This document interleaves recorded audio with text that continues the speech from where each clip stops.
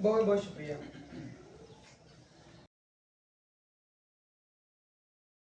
मेरी कामयाबी की कहानी, ये मैं आपको अपनी कहानी सुनाता हूँ।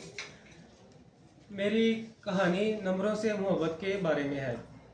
बचपन में जब मैं क्रिकेट देखता था टीवी में, तो सिर्फ स्कोर कार्ड्स देखता रहता था। बैट्समैनों की एवरेज और इकॉनमी रेट, ये सब नंबर मुझे बताते थे कि कौन सा खिलाड़ी कैसा परफॉर्म करता है। ये मेरी पहली डाटा। हमेशा से ही क्यों पूछता था, क्यों एक ख़ास साबुन खरीदते हैं, स्कूल में हाज़िरी का तल्लक नतायज से कैसे है।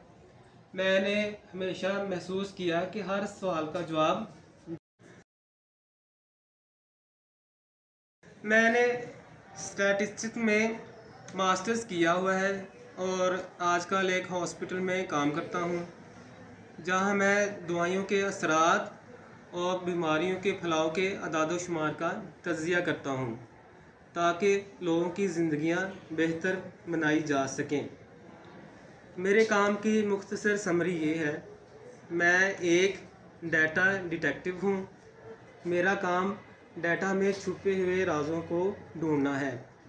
जैसे एक डिटेक्टिव मिल्स के मेन पैटर्न को देखता है, मैं डाटा में पैटर्न और ट्रेंड्स, रुझानात ढूंढता हूँ।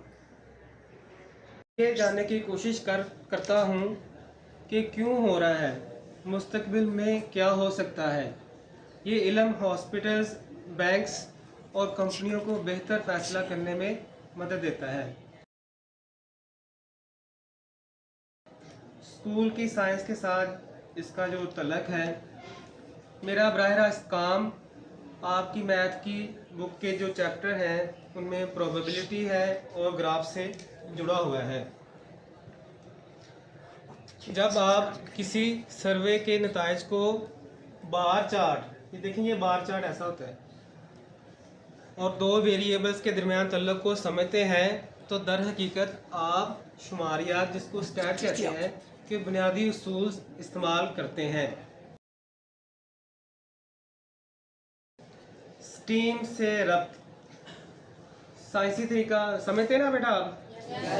साइंसी तरीका क्या होता है? चार चीज़ें होती हैं: मुशाहिदा करना, डाटा जमा करना, तज्जिया करना और सब सहन में उसका नतीजा अखज़ करना। टेक्नोलॉजी का तज्जिया करने के लिए जदीद सॉफ्टवेयर्स, पाइथन, आर का इस्तेमाल। इंजीनियरिंग में डाटा को मौसर तरीके से जमा करना और स्टोर करने के लिए सिस्टम्स डिज़ाइन करना। आर्ट्स, डाटा को खूबसूरत, आसान फहम चार्ट्स, ग्राफ्स और इन्फोग्राफ्स, ये देखें सारे हैं ग्राफ्स, चार्ट्स भी हैं और इन्फोग्राफ्स भी हैं, के ज़रिए पेश करना होता है। में फीसद, औसत, प्रोबेबिलिटी और अलजबरा जैसे रियाजी के उसूलों का रोज़ाना इस्तेमाल। अब हम एक एक्टिविटी करते हैं, क्लास की औसत ढूंढते हैं। तमाम तलबा अपने जूतों का साइज देखें, इसकी नुमाइश करें। ये कितना है? 10। आपका? ये आपका 10 इंच और आपका 11 इंच। देखें आप सब, ये जो है ना, ये पैमाइश, इसको जमा करें और इनकी जो तादाद है उस पर डिवाइड करें, तो आपकी एवरेज निकल आएगी। ठीक है? यस। और अब हम सब मिलके क्लास की जूते का साइज और सबसे आम पैदाइशी महीना मालूम करते हैं। ये दो बुनियादी तस्वुरात में है, मीन और मोड।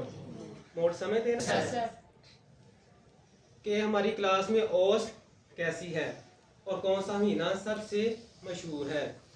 असूल बड़े पैमाने पर ये देखें, और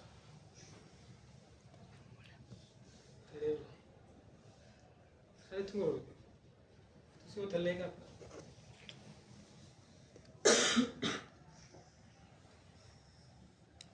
जिस हॉस्पिटल में मैं काम करता हूँ वहाँ महाना जो मरीज़ों की तादाद है वो हमने ये चार्ट में शो की हुई है। देखिए जनवरी में बेटा कितना है आपको नज़र आ रहे हैं? 200, और फरवरी में 100, मार्च, 400, अप्रैल, 250, मई। 1। ठीक है, तो ये चार्ट्स हैं, इसमें हम डाटा शो करते हैं। डैशबोर्ड। अब मेरे साथ एक रंगीन बार चार्ट था। ये चार्ट दिखाता है कि किस तरह हॉस्पिटल में मरीज़ों की तादाद मौसम के साथ बदलती रहती है। विजुअल नुमाइंदगी के लिए फौरी तौर पर समझने के लिए ये लैपटॉप पर एक सादा डैशबोर्ड है। डैशबोर्ड नज़र आ रहा है ना?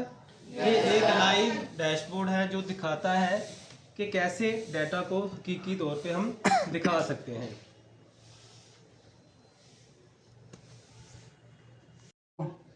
अभी बेटा अब हम प्रोबेबिलिटी समझते हैं। ये देखें आपके सामने ये 2 डाइस हैं, ठीक है? आपका फेवरेट नंबर क्या है? 3। तो 3 के आने के चांस कितने हैं? 1/6। टोटल नंबर 6 है ना? तो ये 2 डाइस हैं, तो दोनों के कितने चांस हो जाएंगे?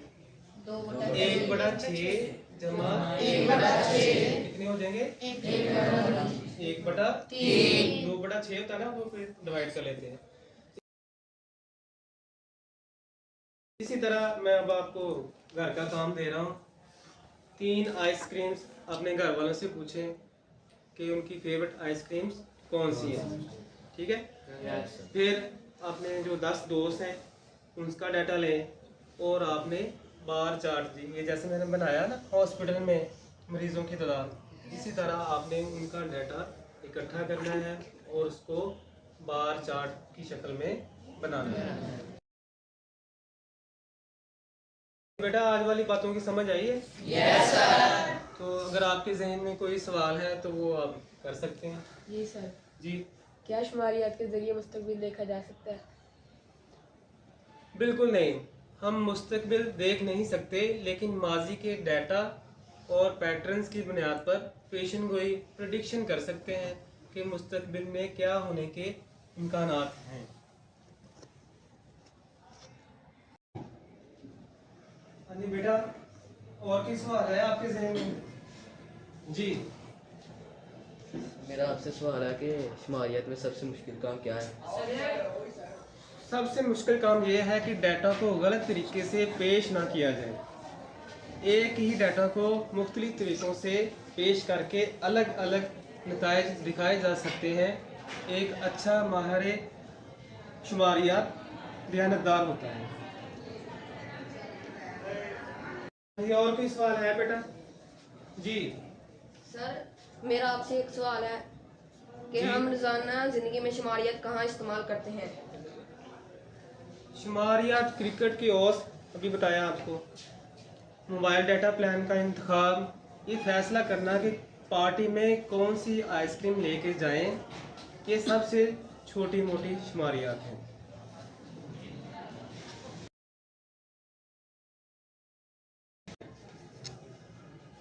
सर आपका लेक्चर बहुत प्यारा था। थैंक यू सर आपने आज बहुत अच्छी इन्फॉर्मेशन दी है। Thank you. सर, आपका लेक्चर बहुत अच्छा था। Thank you. सर हम आपकी बातों पे अमल करेंगे। शाबाश। सर आपकी बात दिल को छू जाने वाली है। Very thank you. सर आपने बहुत अच्छा लेक्चर दिया। Thank you.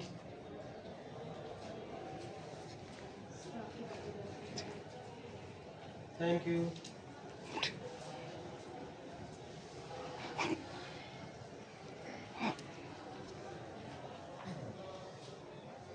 जनाब डॉक्टर मोहम्मद वसीम साहब, हम आपका दिल से शुक्रिया अदा करते हैं कि आपने हमें दिखाया कि नंबर कैसे कहानियाँ सुनाते हैं। आपकी आसान और दिलचस्प तरीके से समझाने की वजह से अब शुमारियात हमें कोई खौफनाक मजमून नहीं लगती। अब हम डाटा को नए तनाज़र में देखेंगे। आपका बहुत शुक्रिया। थैंक यू बेटा, आपको भी